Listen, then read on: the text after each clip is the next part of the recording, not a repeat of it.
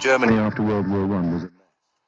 Defeated, demoralized and burdened with crippling reparations. The economy was in tatters. People were struggling to put food on the table.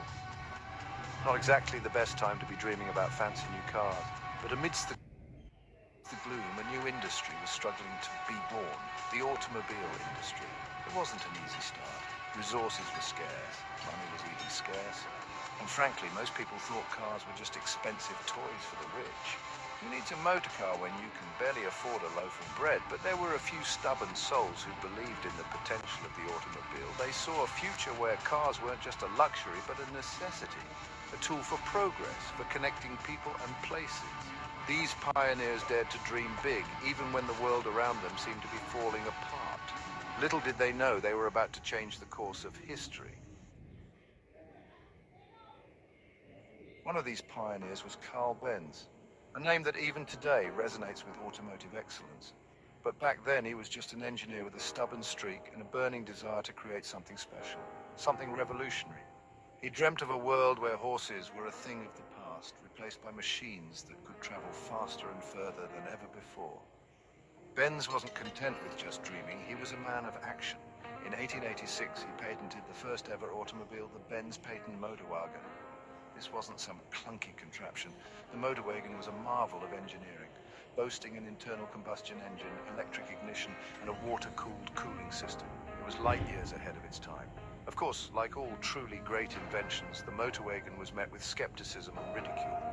People called it a noisy, smelly, and downright dangerous contraption. To stick to horses, they said. But Benz, bless him, ignored the naysayers. He knew he was onto something special.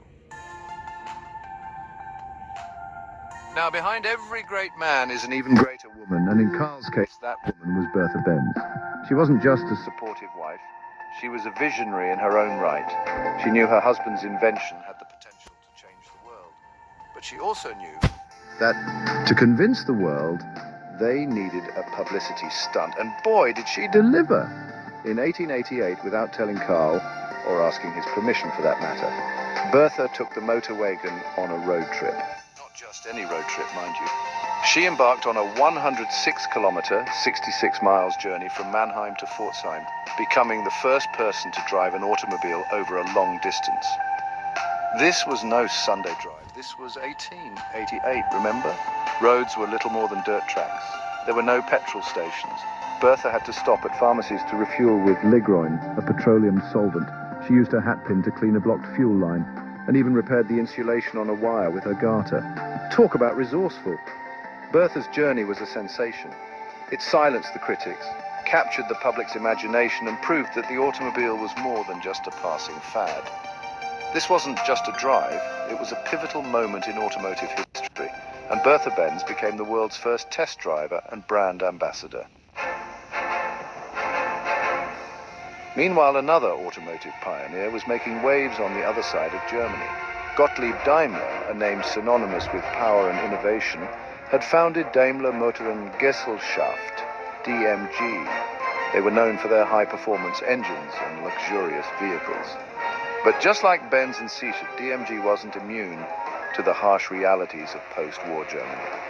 The economy was still in shambles, and the demand for luxury cars was about as low as a snake's belly in a wheel rut. DMG needed a miracle, or at least a really good business plan.